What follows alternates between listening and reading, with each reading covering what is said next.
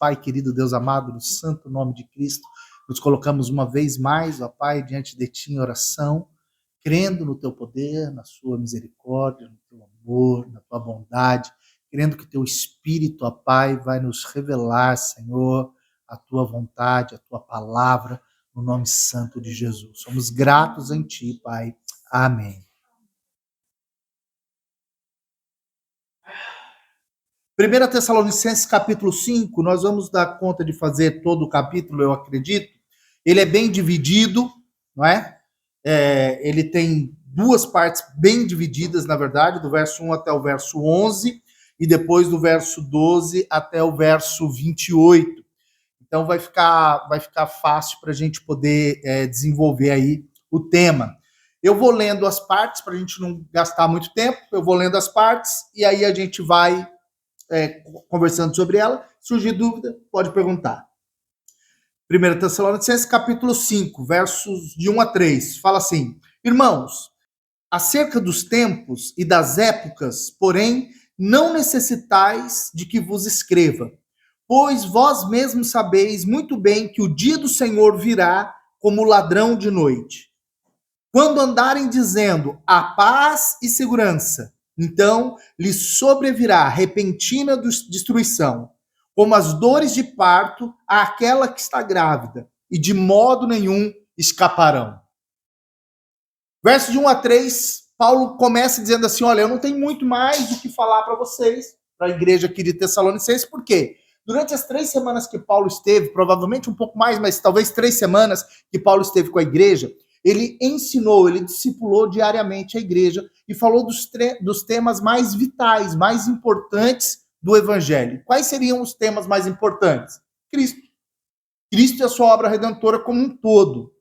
E aqui ele vai dizer que, a respeito de tempos e épocas, eu não tenho muito o que falar, e essa é a verdade. Às vezes a gente quer procurar umas respostas na Bíblia que a Bíblia não dá. E a resposta sobre o tempo da volta de Jesus é uma resposta que a Bíblia não dá. A Bíblia não nos dá essa resposta, irmãos. Olha, Ellen White, na Igreja Adventista, várias vezes quis colocar uma data para a volta de Jesus, nunca deu certo. Alguns profetas ficam aí gastando tempo, procurando tempo, se eu somar Apocalipse, somar o 6 mais 6, somar o 12 com 14, os 144 mil, dá uma data. Não existe data. Jesus disse que não havia uma data. E aí, mais uma vez, ele relembra essas palavras e diz, olha, vai ser assim, vai ser como um ladrão de noite. Vai ser como um ladrão de noite. Ninguém sabe o dia que o ladrão vai entrar. O dia que roubaram meu carro, lá na rua de casa, que assaltaram o carro, não roubaram o carro, não levaram, mas assaltaram o meu carro. Eu não sabia que ia acontecer naquela noite. Se eu soubesse que ia acontecer naquela noite, eu tinha ficado esperando, né? Lá de cima, de olho. Na hora que o ladrão passasse lá, eu, bumba! Dava logo um bufetão nele. Mas não, eu não sabia. A gente sabe o dia que o ladrão vem? Não. E essa primeira parte que Paulo está explicando, ele está dizendo assim, isso é para os ímpios. Quem são os ímpios? Quem sabe me dizer quem são os ímpios? Algum desses garotos sabem dizer? Sabe o que é o ímpio?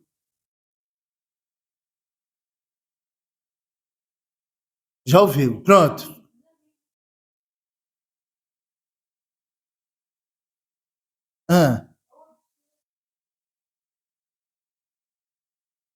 Você está confundindo um pouquinho, mas é quase isso. A palavra que você está falando é o iníquo, a iniquidade. Boa, mas o ímpio é um iníquo também. Porque o ímpio é aquele que não crê em Deus. Qualquer pessoa que não crê em Deus é ímpia. São os ímpios. Uma palavra bonita, não é? Nunca coloque esse nome nos filhos de vocês, tá bem? Como que é o nome do seu filho? Ímpio. Não, é um nome que não fica bonito, tá certo? Então, os ímpios têm isso. A volta de Jesus vai ser como uma volta, como um ladrão que vem de noite. Ninguém sabe o dia nem a hora. Também quando se colocam datas para a vinda de Cristo. Sim, e até falsos profetas, né? Mais do que uma seita, os falsos profetas.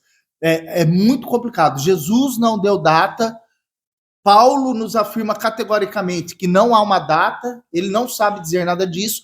Qualquer pessoa hoje que venha com a ideia de que existe uma data, corre. Corre. Quando que a gente conhece falso profeta? Olha, começa por isso. Colocou data. Os testemunhos de Jeová gostam muito disso, os adventistas gostam muito disso. Foge. Começou a colocar data, já está descumprindo as escrituras. Descumpriu as escrituras, é outro evangelho, não é o evangelho de Cristo. É anátema. Simples assim. Pois vós mesmos sabeis muito bem que o dia do Senhor virá como ladrão, esse foi o verso 2. E quando andarem dizendo a paz e segurança, então lhes sobrevirá repentina destruição. Veja, é interessante como isso vai estar, se trata dos ímpios, se trata daqueles que não são escolhidos, porque eles vão estar vivendo um tempo de falsa paz, gerada por homens. Quando os governos disserem a paz, olha, está tudo bem, então virá de forma repentina. A volta de Jesus, ela é um de repente. E se nós estudarmos os de repentes que existem nas escrituras, nós vamos ver que sempre que tem um de repente de Deus, de repente as coisas mudam, a história muda. Não é? E vai ser assim, a volta de Jesus, ela é repentina. E ela vai trazer repentina destruição. Por que ela vai trazer destruição? A volta de Jesus traz destruição para nós, eleitos, salvos, lavados, remidos. Não. Paulo já respondeu isso para nós, as escrituras já nos dizem isso. Não.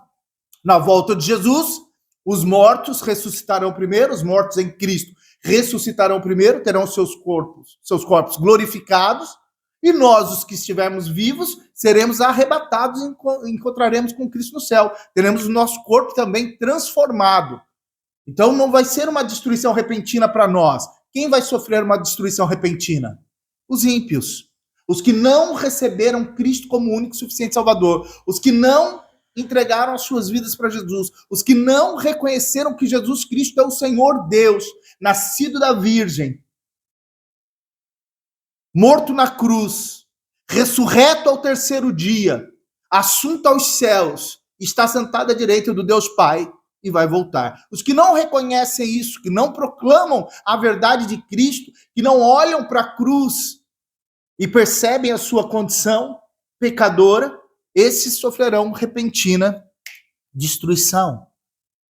E não haverá volta, não vai ter segunda chance. Por isso que o senso de urgência permanece. Nós anunciamos o evangelho, por quê? Porque nós não queremos que as pessoas morram. Nós não queremos que elas sejam destruídas. Nós queremos ver pessoas salvas, lavadas, remidas. Queremos ver o céu povoado. Queremos que Cristo reine sobre uma grande multidão de pessoas.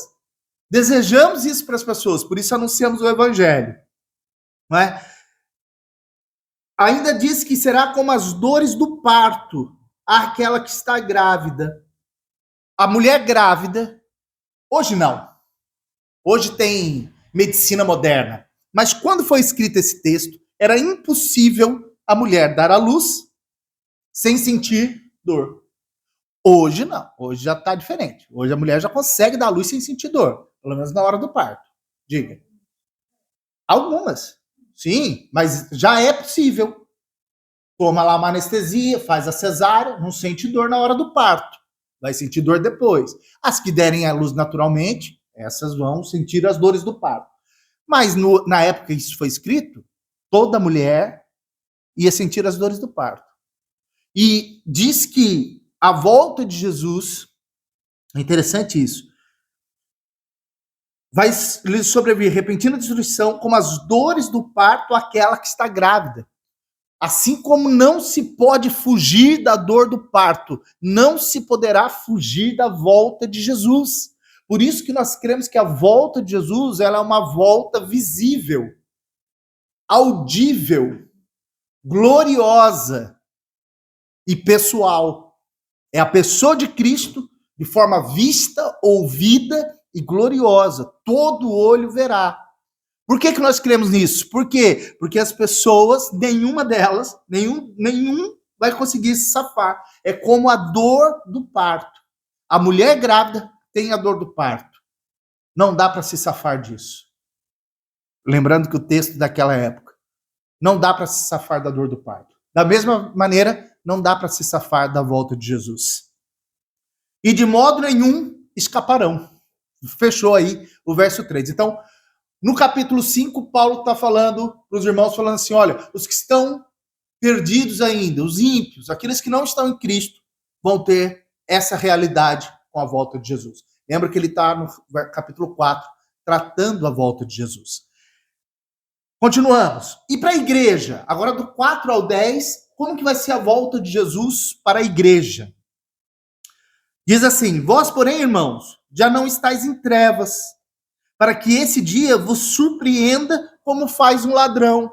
Ele está dizendo assim, olha, para os ímpios vai ser como um ladrão que chega, mas para nós, não. Por quê? Porque nós não vivemos mais na noite, nas trevas, na escuridão. Não, nós vivemos em luz, nós vivemos em dia.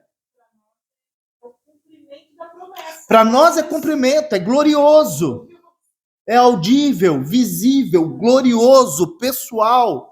É aquilo que nos faz clamar, Maranata, ora vem, Senhor Jesus.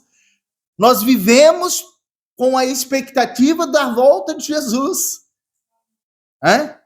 Então, vós, porém, não estáis em trevas. Verso 5. Todos vós sois filhos da luz e filhos do dia. Nós não somos da noite nem das trevas. Não durmamos, pois, como os demais, mas vigiemos e sejamos sóbrios. Pois os que dormem, dormem de noite, e os que se embriagam, embriagam-se de noite. Nós, porém, que somos do dia, sejamos sóbrios, revestindo-nos da couraça da fé e do amor, e tendo por capacete a esperança da salvação. Vamos até o verso 7 para a gente entender. Olha, ele está fazendo aqui agora uma analogia entre a noite e o dia, entre as trevas e a escuridão e tudo o que acontece na noite. Então, quando eu era ainda jovenzito, as minhas noitadas, que eu não era crente, não era de dia que a coisa acontecia, era de noite. Ia para os bailes de noite, se embriagava de noite, usava as drogas de noite, se prostituía de noite. Era de noite que acontecia a algazarra toda, a bagunça toda. Mas chega uma época em que a minha vida já não é mais noturna. Agora a minha vida ela é diurna. Quer dizer, eu já não vivo mais em trevas. Agora eu vivo em luz. Então agora eu já não ando mais como um embriagado. Eu ando agora de forma sóbria. E eu acho interessante essa aplicação nas nossas vidas, irmãos. Às vezes nós andamos meio ébrios.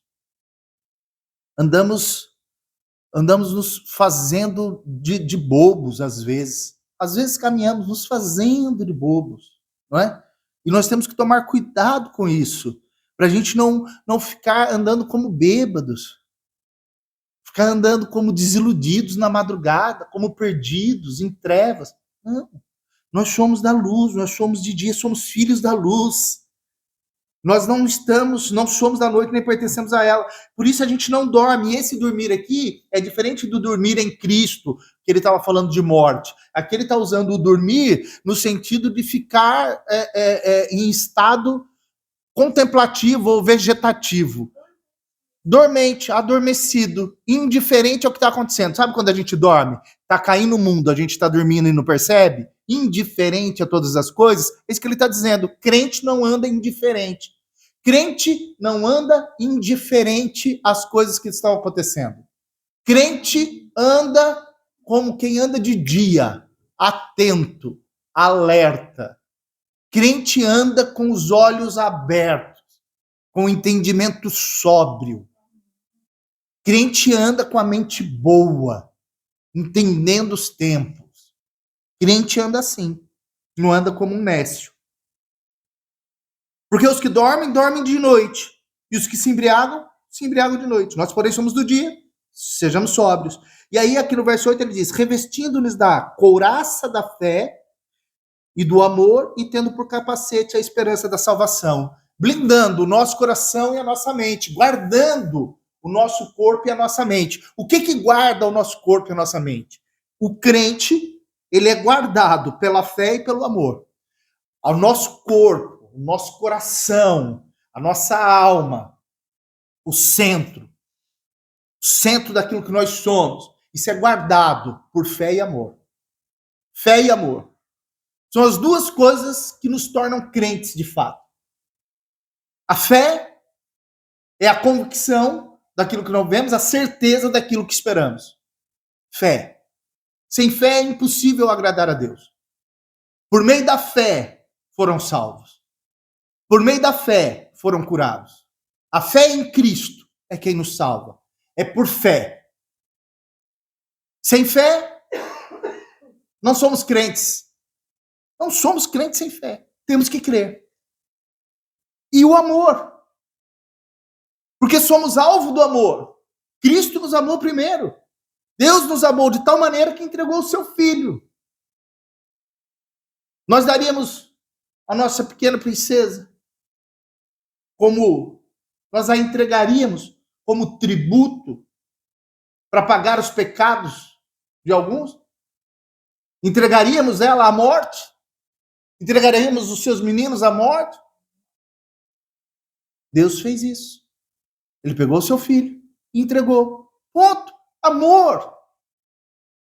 Pode ser que nós, pessoalmente, até nos coloquemos no lugar da morte por alguém. Talvez você esteja disposta a morrer pelos seus filhos, no lugar de um deles. Ou dos dois deles, né? Talvez você esteja disposta a morrer por sua neta. A se colocar na frente. Talvez eu esteja disposto a morrer pela Caterina. Ou pela Raquel. Talvez. A situação dirá. Mas Cristo prova seu amor para conosco, que éramos ainda pecadores, inimigos de Deus, inimigos de Deus. E ele morreu por nós. Então, fé e amor, gente, é o que nos guarda. Crente é guardado por fé e amor. Quer ter convicção da sua intimidade com Cristo? Fé e amor. Fé e amor. E amor não é sentimento, amor é ação, é atitude. E é atitude em favor do que você gosta e do que você não gosta. Do amigo e do inimigo. É amor. E o capacete da salvação. A esperança da salvação. Nossa mente blindada pela consciência da palavra de Deus. Tem gente que vai dizer que isso é lavagem cerebral. Não. Isso é consciência da salvação de Deus. Uma pessoa consciente conhece suas fragilidades e debilidades. Um crente consciente, ele sabe das suas debilidades. Ele sabe da sua situação. Ele teve os seus olhos abertos. O Espírito já nos convenceu do pecado, do juízo, da morte. E já nos mostrou a saída. E nós cremos nessa saída. Agora, isso tem que estar na nossa mente, temos que ser blindados. Nós não podemos ficar sendo levados por toda a roda de vento de doutrina, daqui para lá, onde sopra a doutrina a gente vai, caminhando como ovelha perdida que não tem pastor, depois de sermos encontrados por Cristo. Não é possível. Não é possível. Bem definido, nós precisamos ser bem definido. A nossa mente, ela tem que estar blindada. E sabe de uma coisa? Muitas vezes é a gente que permite passarinho fazer ninho na nossa cabeça. A gente quer manter convicções, a gente quer manter algumas coisas que já não são mais necessárias.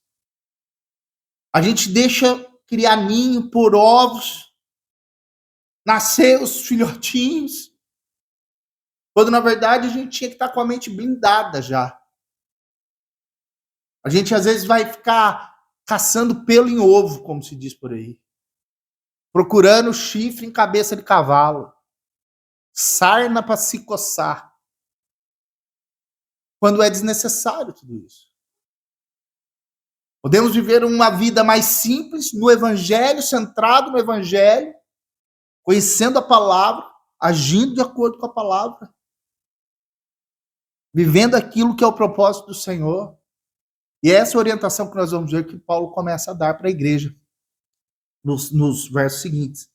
Verso 9: pois Deus não nos destinou para a ira, mas para alcançar a salvação por nosso Senhor Jesus Cristo, que morreu por nós, para que vigiemos, quer durmamos, vivamos com ele. Pelo que exortai-vos uns aos outros, edificai-vos uns aos outros, como também estáis fazendo. Deus nos destinou para a salvação. Ele entregou o seu filho para sermos salvos. Essa é a boa notícia. Ela já está em nós. Nós já carregamos a boa notícia. Cristo está em nós, ele morreu por nós, o Espírito de Deus está em nós. Essa é a boa notícia. E para quê? Para que nós andemos atentos, vigiando. É interessante que aqui ele faz uma síntese, né? Ele faz um resumo, já falando da couraça da justiça, do capacete da salvação, ele faz um resumo de Efésios, né? Quando nós temos toda a indumentária posta, né? Da armadura de Deus. Aqui ele faz uma síntese, e essa síntese ela fala de protegermos o coração com fé e amor, e o capacete da salvação. E uma coisa que o soldado faz, aquele que veste a armadura faz, é estar atento contra as astutas ciladas do inimigo. Ele sabe que ele está numa condição de luta, de batalha. Ele está num campo de guerra. É para isso que nós colocamos capacete, é para isso que nós vestimos couraça, é para isso que nós temos espada. Ninguém coloca indumentária de guerra para ir assistir ópera. Ninguém se veste com indumentária de guerra para ir ao teatro, para ir almoçar. A indumentária de guerra é para guerra. E quando a Bíblia nos exorta a fazer isso, ela está dizendo, olha, vigiemos. Nós somos da luz, vigiemos, andemos de forma sóbria. E vigiemos a nós mesmos, sobretudo, guardando o nosso coração, guardando a nossa mente. Coração e mente. Coração e mente. Cuidado, meus irmãos, cuidado. Cuidado com as falsas doutrinas. Cuidado com as pregações de internet. Cuidado com o que vocês ouvem. Às vezes gera mais dúvida. É passarinho fazendo ninho do que revelação de fato. Tudo aquilo que deveria ser revelado já está revelado. A palavra já está disponível. Vão ouvir pessoas, procure entender quem são essas pessoas, de onde ela vem, no que ela crê. Guarda sua mente, guarda seu coração. Em nome de Jesus. Em nome de Jesus. Versos 12. Diz assim, agora vos rogamos, irmãos, que tenhais consideração pelos que trabalham entre vós e os que presidem sobre vós o Senhor e vos admoestam. A partir de agora, do verso 12, muda a carta, muda o tema. Até agora estávamos falando da volta de Jesus, tinha uma dúvida na igreja, eles queriam saber sobre os mortos, o que acontecia, tinha essas dúvidas pairando. Paulo responde, Paulo deixa tudo em pratos limpos, e agora ele vai falar do relacionamento da igreja. E nós vamos ver, os versos 12 e 13, ele fala do relacionamento da igreja com a liderança. Como a igreja deve olhar para a liderança. Do 14 ao 16, como que nós, enquanto irmãos crentes, devemos nos relacionar. Do 17 ao 22, como nós devemos nos relacionar com Deus. E do 23 ao 28, como que a liderança tem que se relacionar com a igreja. Então ele vai pegar todos os aspectos e isso vale para todos nós. Então, verso 12 e 13 diz, agora vos rogamos, irmãos, que tenhais consideração pelos que trabalham entre vós e os que presidem sobre vós o Senhor e vos admoestam. Tratai-os com grande estima e amor por causa da sua obra. Tende paz entre vós. Paulo está fazendo um chamamento aqui sobre aqueles que trabalham para a obra, aqueles que estão sendo trabalhadores. E é interessante que o foco de Paulo, e isso quando vocês olharem para qualquer liderança, não estou falando de mim, não estou falando do pastor Mário, estou falando do pastor João, estou falando sobre qualquer liderança cristã. Quando vocês olharem para uma liderança cristã, vocês vão precisar identificar que elas trabalham, porque existem líderes que não trabalham. E o trabalhar não é o trabalhar secular que está dizendo, é aqueles que trabalham no Senhor, para a obra do Senhor, no cuidado do Senhor. Aqueles que realmente estão com afinco, se dedicando a fazer aquilo para o qual foram chamados. Reconheçam isso naqueles que o fazem e reconheça quem não faz. Perceba. Isso é importante. Isso é importante. Para que vocês não sejam enganados. Lembre-se que liderança cristã é pirâmide invertida. Guarda isso no seu coração e na sua mente. Liderança cristã é pirâmide invertida. Vou explicar. No mundo, a pirâmide do sucesso coloca trabalhadores aqui na base e aí você vai subindo a escada do sucesso, não é isso? E geralmente o presidente é o que está lá em cima da pirâmide, não é? O que chegou no topo, não é isso? Não é isso que nós somos ensinados? Nós temos que chegar no topo. No Evangelho, a pirâmide é invertida. Tem um livro muito bom chamado Monge e o Executivo. Trata da perspectiva da liderança cristã. Muito bom esse livro. E ele ensina sobre a pirâmide invertida. E é isso. Por quê? Porque o líder cristão não é o que está por cima. Ele não está pelos louros. Ele não está para pisotear ninguém. Ele não está para ser abastecido. Não, ele é base. Ele suporta. Ele encoraja. Ele trabalha. Ele fortalece. Ele é estrutura. Cristo é a rocha. Cristo nunca foi teto. Tem um tema perigoso, irmãos. Não vou nem entrar em detalhes agora. Mas cuidado com toda gente que quer ser sua cobertura. Nós somos chamados para ser base, imitadores de Cristo, que é rocha, que é fundamento. Evangelho é fundamento, estrutura. Suportai-vos uns aos outros, dar suporte, cuidado, zelo. Então, como identificar? Identifiquem as lideranças zelosas, cuidadoras. Identifiquem, isso é bom. Amanhã ou depois, se vão permanecer aqui, se um dia vão congregar em outro lugar, se Deus os leva para um outro sítio, para um outro país, para uma outra cidade, olha, entendam, identifiquem. E se identificarem trabalho, honre com amor. Honre em amor. Honre em amor. Alguém abra a Bíblia aí enquanto eu vou falando aqui em Hebreus 13, 17. Todos podem abrir. Em Hebreus 13, 17 a gente já vai ler. Outra coisa, entre vós e os que presidem sobre vós no Senhor. Presidir algo é ter a responsabilidade de tomar decisões em relação ao corpo, em relação ao caminhar da igreja.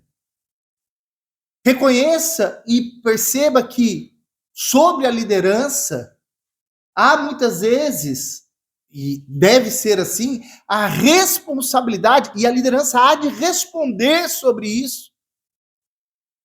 Ela vai responder sobre isso, de encaminhar o povo, de encaminhar, de dar direção.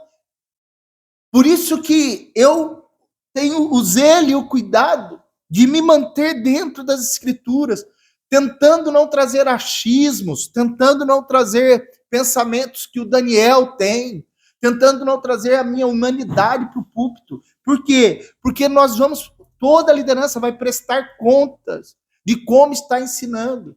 E para mim, a única coisa que é fidedigna, infalível, é a palavra do Senhor. O meu achismo é falível, problemático, enviesado, repleto das minhas boas e más recordações e memórias.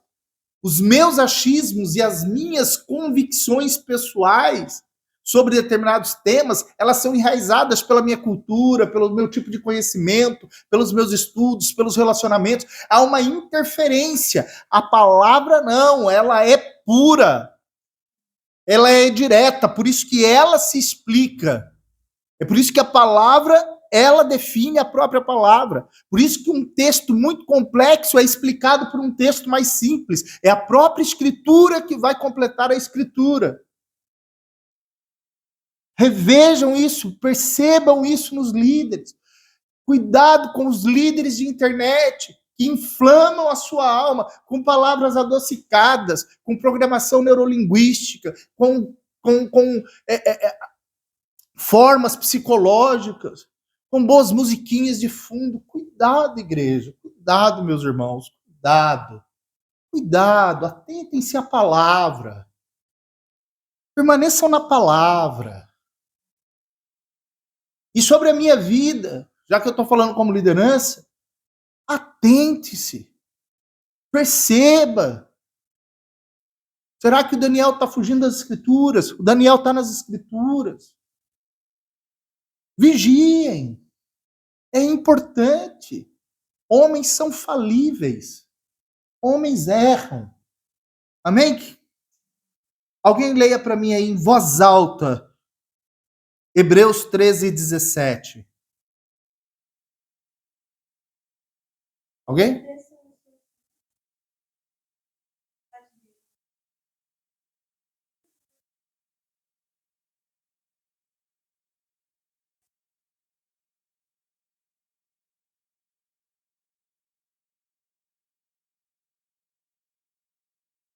Leia de novo, Caterina, por gentileza.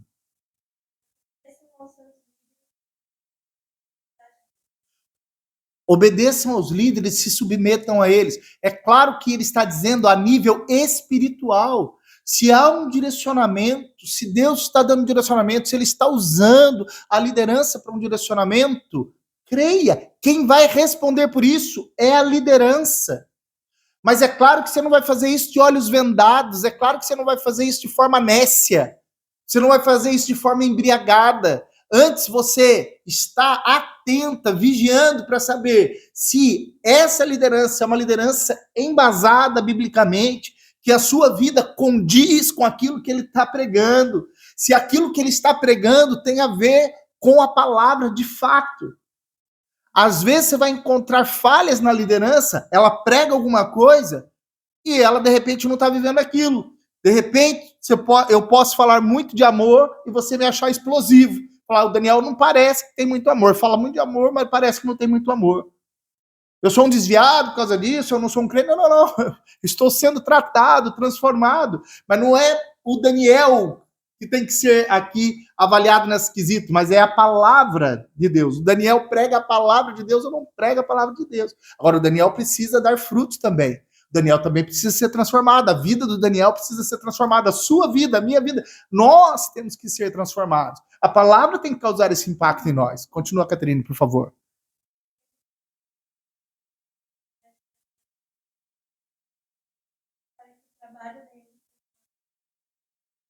Até aí. Gente, só para fazer o trabalho ser uma alegria e não um peso. Olha que interessante, cara. Essa palavra é muito interessante. Esse texto de Hebreus é muito interessante.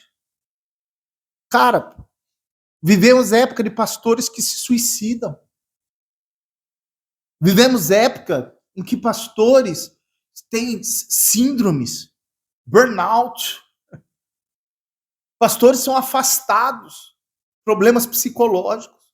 Pastores têm suas casas destruídas, vidas dedicadas, mas é tanto espizinhamento e tanto problema. Isso, graças a Deus, não é uma realidade aqui, irmãos. Não estou falando de nós aqui enquanto corpo. Até porque nós somos uma igreja ainda pequena. Mas havemos de crescer com a graça de Jesus. E não para nosso mérito, mas porque Cristo quer salvar pessoas. E eu creio que Cristo vai trazer pessoas. Eu creio nisso. Mas existem pastores sofrendo. Nós que somos maduros, nós procuramos causar alegria no coração dos nossos líderes. Quando uma palavra que eu carrego comigo é: onde eu estiver, quando eu ouvir falar de você, que eu ouça que você está bem, cumprindo aquilo que o Senhor determinou sobre a sua vida. Eu sempre profetizo isso para os meus pastores.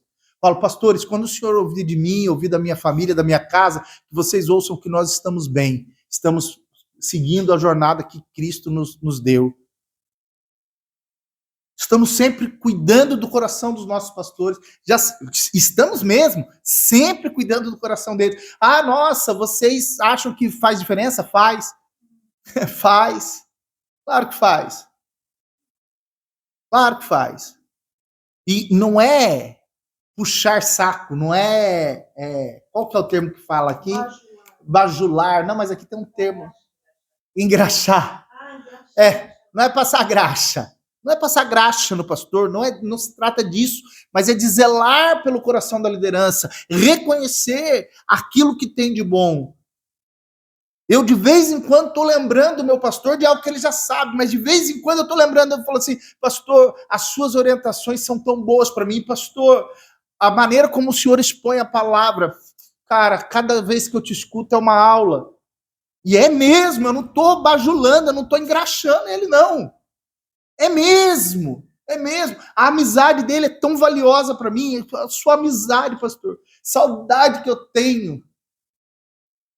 Pastor Jave, se ele estiver assistindo. Saudade que eu tenho dos nossos almoços, dos nossos jantares pós-culto.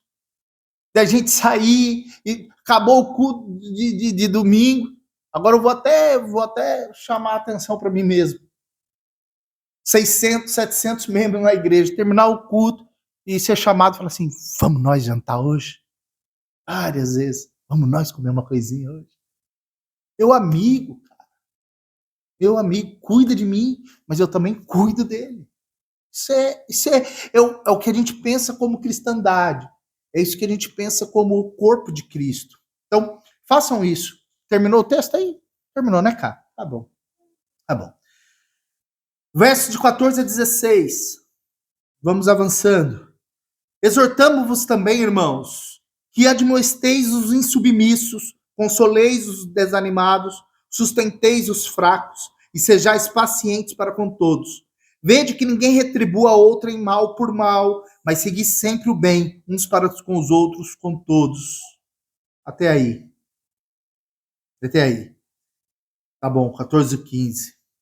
Olha que interessante, a igreja de Tessalônica, ela estava passando por algumas situações. Então, primeiro, admoestem os insubmissos. Agora, como que nós devemos nos tratar como crentes? Entre nós.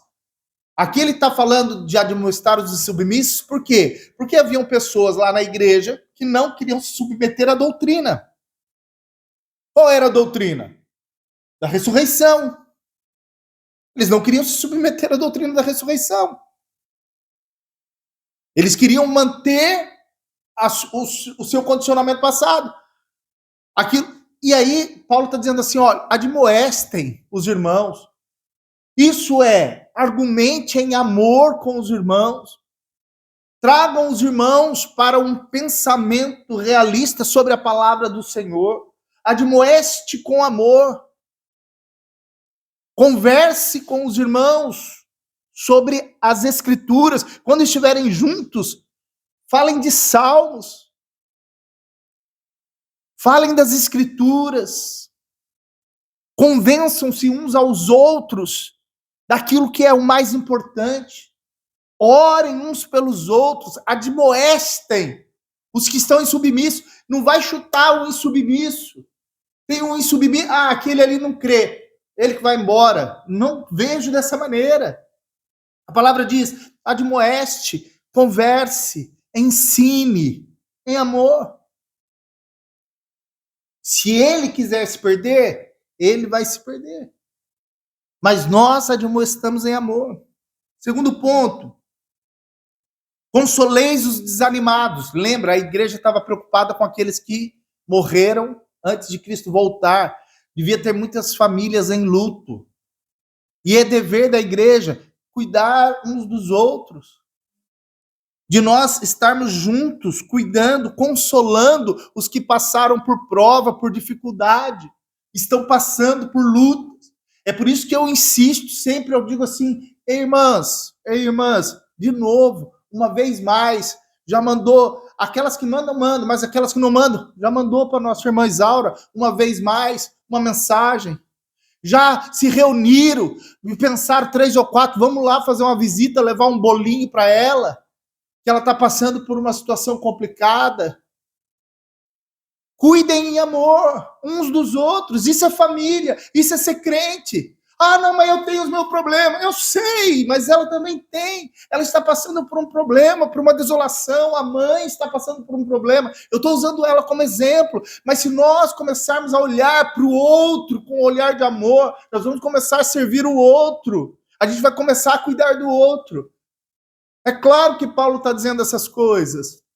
Se nós não olharmos para o outro com amor, nós vamos olhar para a liderança com amor, a liderança vai olhar para a gente com amor, ninguém vai se amar. Se nós não aprendemos a olhar uns para os outros com amor, não vai haver amor. E amor é atitude, amor não é palavra jogada. Amor é atitude.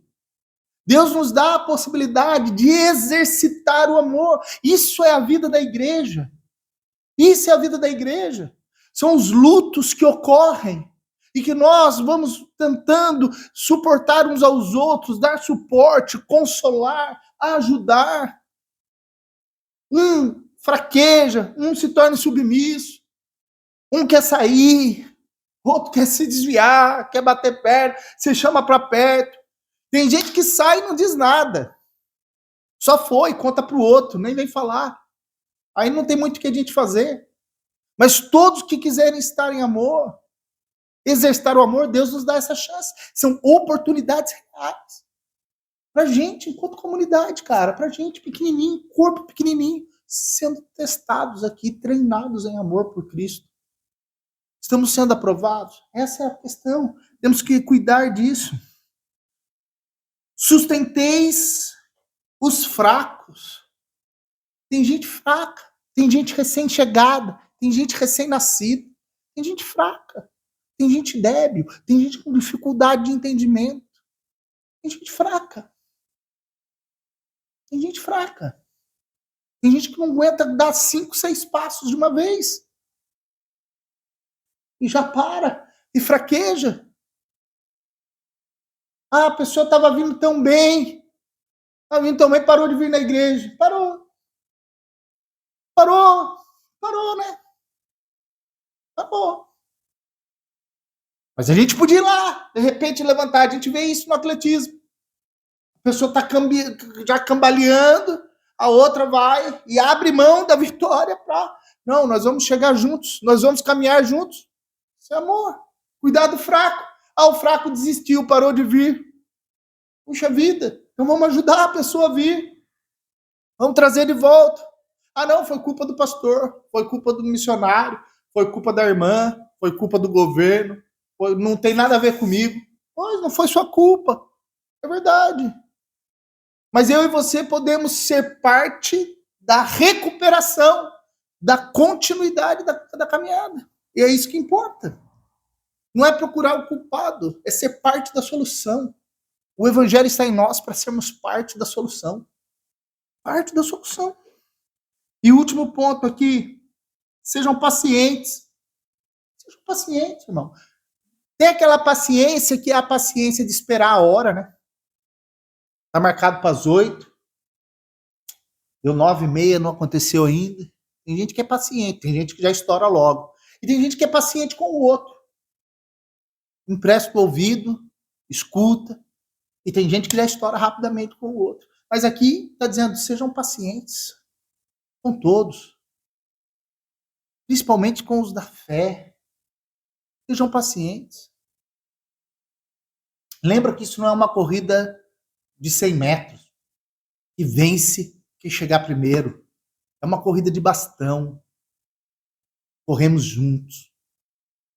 Corremos juntos. No final, o prêmio é para todos. Um só para todos. Cristo para todos. Em unidade. Então, essas são palavras de incentivo para a igreja. Como que crente tem que tratar crente. Como que a gente se trata. Se a gente não se trata assim, a gente não está sendo crente como tem que ser crente. A gente precisa ser crente. Crente.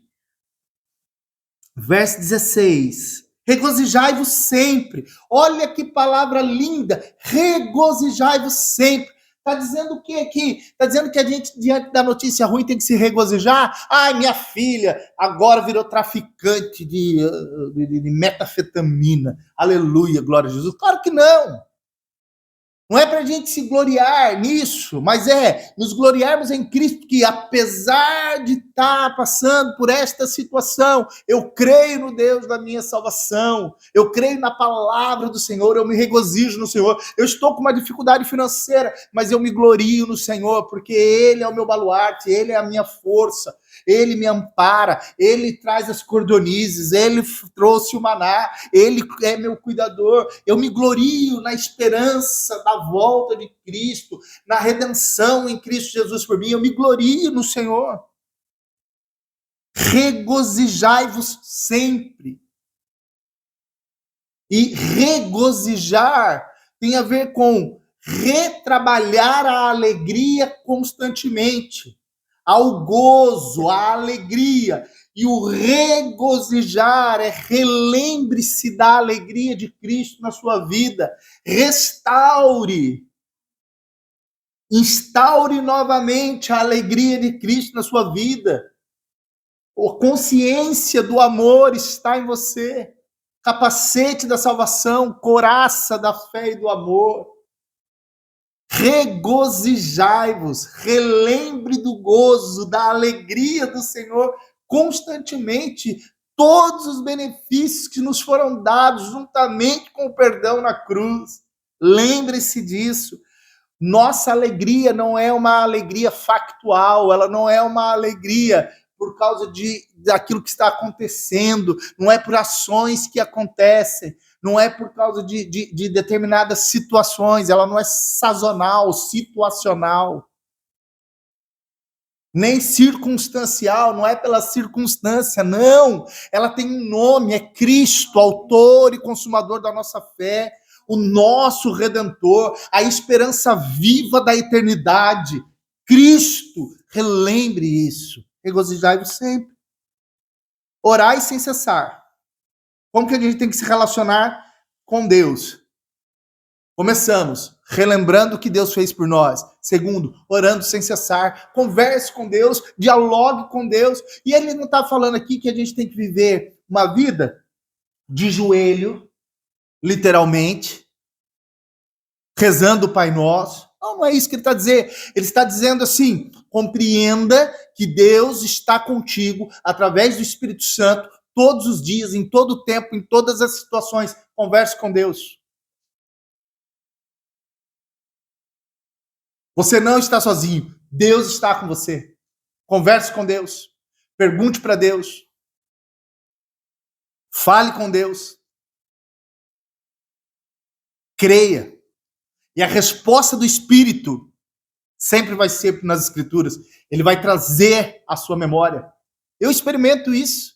Estou falando sério. Eu converso com Deus e os textos bíblicos são as respostas.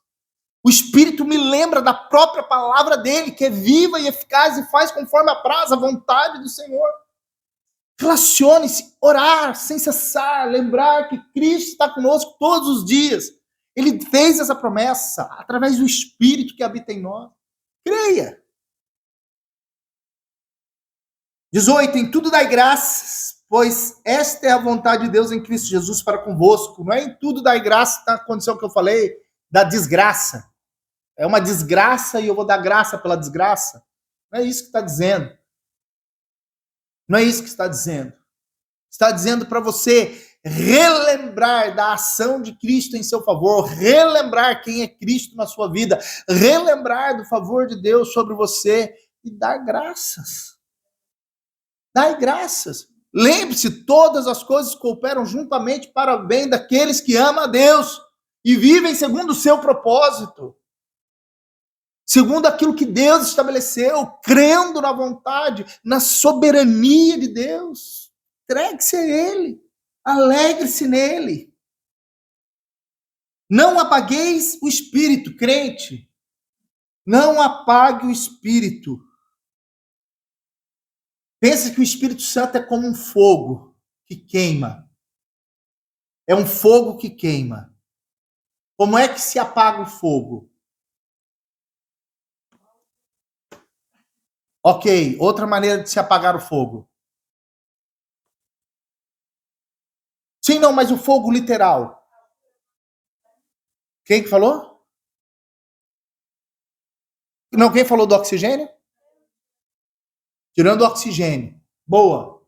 Fogo é o seguinte, se você estiver pegando fogo, começou a pegar fogo no seu corpo, entrou em combustão. Se você quiser apagar o fogo, só cobrir com um cobertor.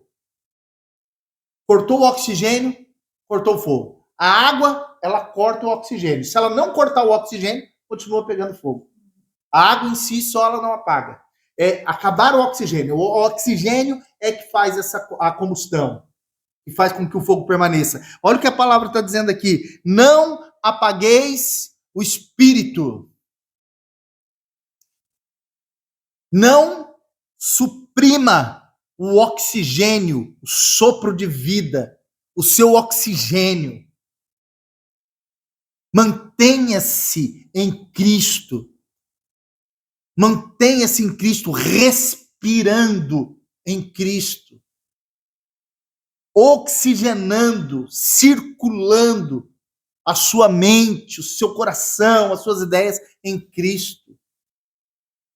Permitindo que o espírito permaneça ativo, permaneça como um sino alto, como um tambor, te alertando. Não sufoque o espírito, não sufoque, não comprima. E como é que eu sufoco o espírito? Eu sufoco o espírito com a minha vontade, com o meu desejo, com a minha ganância, com a manutenção dos pecados de estimação, com ignorar a voz do Senhor, comparar com a oração, com dar margens a uma vida de carnalidade contra uma vida de espiritualidade. É assim que eu apago o espírito, quando eu tento satisfazer os desejos da carne e só os prazeres da carne. E agora eu começo a apagar o espírito, porque o espírito tem a ver não com a carnalidade, mas com o sopro de vida de Deus em mim e com a vontade de Deus em mim. Agora, se eu só faço o que a carne quer, se eu só quero cumprir o desejo da minha vontade, se eu acho que eu tenho que comer e beber, porque amanhã morrerei. Nós já vimos Paulo tratando disso aqui nessa carta de Tessalonicenses, que era o pensamento grego. Se eu só quero satisfazer hoje o desejo da minha carne, eu estou apagando o espírito. E não dá, porque não dá para fazer as duas coisas. Não dá para eu viver na carne e viver no espírito mesmo. Não dá. Ou eu vou deixar o fogo do espírito ir tomando conta da minha vida, ou eu já estou apagando o espírito com a minha carnalidade. É uma ou outra. Não tem meio termo. Não tem mais ou menos. Ou é quente ou é frio. O morno é vomitado. Não tem espaço. Ou é ou não é. É assim que a gente tem que entender as coisas de Deus. Não desprezeis as profecias. Não desprezem as profecias. Não despreze aquilo que as Escrituras têm nos informado. Não despreze a palavra do Senhor. Aqui não está falando de profetada, não está falando de profecias vazias sobre a sua vida, isso, aquilo. Aqui está falando daquilo que são os tempos, daquilo que Deus determinou, daquilo que é o propósito de Deus. Já não vivo mais eu, Cristo vive em mim. Lembre-se daquilo que Deus está operando. Lembre daquilo que a palavra já entoou no seu coração. Lembre-se. Lembre-se. Examinai tudo, retende o que é bom. Tem problema ouvir gente da internet? Se você souber examinar tudo e reter o que é bom, não. Não. Mas você tem que saber examinar tudo e reter o que é bom. Escutei David Leonardo. Escutei o David Leonardo. Tem problema? Depende. Se você sabe reter, examinar tudo e reter só o que é bom, não. Se você não sabe examinar tudo e reter só o que é bom, cuidado. Cuidado, porque a sua alma vai ficar pulando ali. Sua alma vai ficar pulando. Vai fazer um bem danado pro seu ego. Tudo que a sua carne quer ouvir. Cuidado. Seja sóbrio. Seja sábio. Cuidado. Põe os textos da Bíblia por aí. 22. Abstendo-vos de toda espécie de mal. Gente, a gente sabe a inclinação do mal. A inclinação da carne. Abstenha-se. Abstenha-se do falar mal. Abstenha-se do olhar mal. Abstenha-se do pensamento mal. Ah, mas o pensamento às vezes vem. Você não precisa deixar ele tomar conta de você. Descarte. Não se prenda. Se há alguma coisa de bom, se há alguma virtude, se há algo excelente, nisso pensar, nisso olhar, e para isso olhar com atenção. Essas são todas orientações para a gente viver como igreja. Estou terminando, tá, igreja? O mesmo Deus de paz vos santifique completamente. A partir do verso 23 agora, é o papel da liderança em relação à igreja.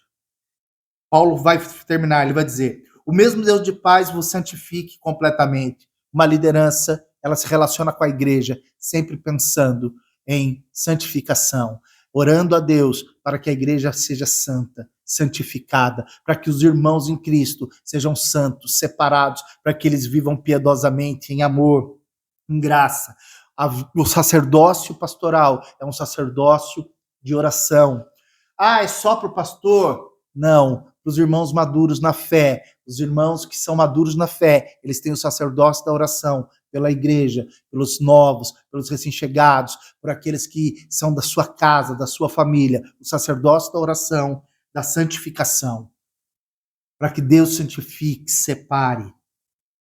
E todo o vosso espírito, alma e corpo sejam plenamente conservados, irrepreensíveis, para a vinda do nosso Senhor Jesus Cristo. Ele faz um apanhado geral, ele diz assim, olha, nós temos que estar preparados para a vinda de Cristo. Uma boa liderança vai se relacionar, não alimentando a alma, não alimentando caprichos, não passando graxa, não dando tapinha nas costas, mas admoestando em amor, revelando a palavra, trazendo as escrituras, mostrando as escrituras, para que nenhum de nós se perca na volta de Cristo, para que nenhum de nós seja pego desprevenido, embriagado. Não. É papel pastoral ensinar, é papel de liderança, não só pastoral, mas da liderança, ensinar a palavra de Deus, ensinar as escrituras, encucar as escrituras. E chamar a responsabilidade para ensinar significa dar um passo mais profundo no aprender, esforçar-se em aprender para ensinar e não reter. Tem o seu culto doméstico, tem o seu tempo em casa, tenha lá um tempo de reflexão, 20 minutos, 30 minutos. Chame para perto, ensine, aproveite o tempo. Ainda sobre a liderança, fiel é o que vos chama, o qual também o fará. E na saudação final, irmãos, orai por nós. Uma liderança reconhece a necessidade de oração, irmãos. Precisa também. E a igreja precisa reconhecer que aqueles que Deus tem levantado como líderes precisam de oração. E o líder, o pastor, aquele que está à frente de qualquer coisa, ele não pode achar que é o super-homem, que ele vai carregar o fardo de todas as pessoas e que, olha, não, orem por nós. Vivemos dilemas, vivemos angústias, vivemos processos complicados. A minha casa tem vivido um processo complicado. Complicado. Isso eu vou cortar do vídeo depois, vou falar só para os irmãos. Mas, para estarmos cuidando da igreja, para estarmos aqui cuidando da igreja, eu abri mão do meu salário na rodoviária. Estou ganhando a metade do que eu ganhava na rodoviária. A Raquel está sem emprego. Caterine está sem emprego.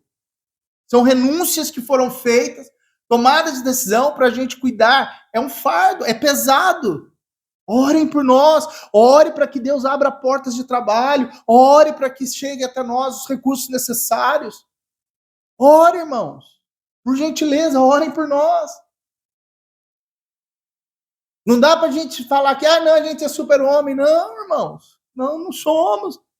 Super família. Não, passamos dificuldades gravíssimas. Dificuldades gravíssimas. E nos mantemos em obediência. E só por obediência e amor. Só por obediência e amor. Então, orem por nós. Orem pelo pastor Mário. Orem pelo pastor João, orem pelos líderes que vocês conhecem, orem pelos pastores, orem por esses homens, orem por missionários, orem por eles. Conheço os missionários, orem por eles. Saudai a todos os irmãos com ósculo santo. Está dizendo aqui, seja amável com os irmãos, está falando isso para a liderança. Como que a liderança trata a igreja? Então ele está dizendo, a liderança não pode se achar autossuficiente. Né? Ela não tem como ser autossuficiente. Ela tem que colocar os seus problemas. E ela tem que ser amável. Às vezes a pessoa precisa de uma palavra, mas às vezes ela precisa de um abraço. Às vezes ela precisa de uma aperto de mão. Às vezes ela precisa de um olho no olho.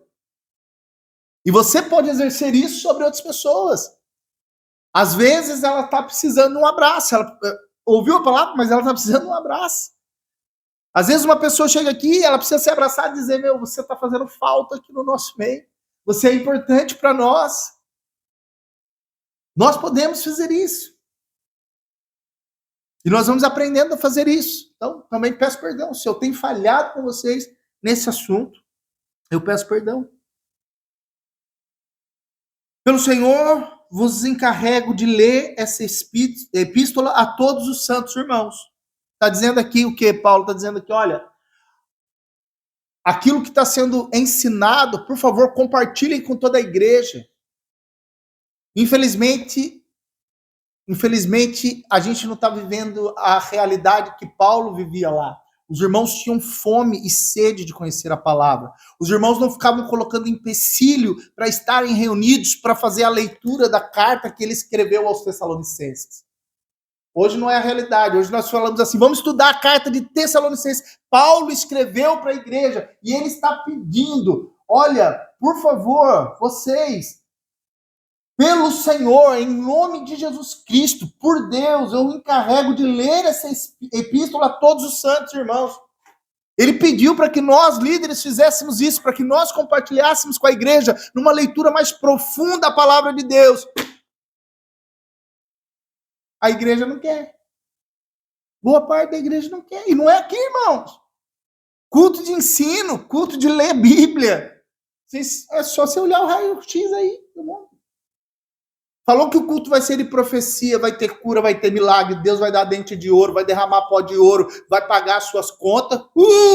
Chove. Agora leia a epístola. A gente sabe das dificuldades, irmãos. A gente sabe das dificuldades.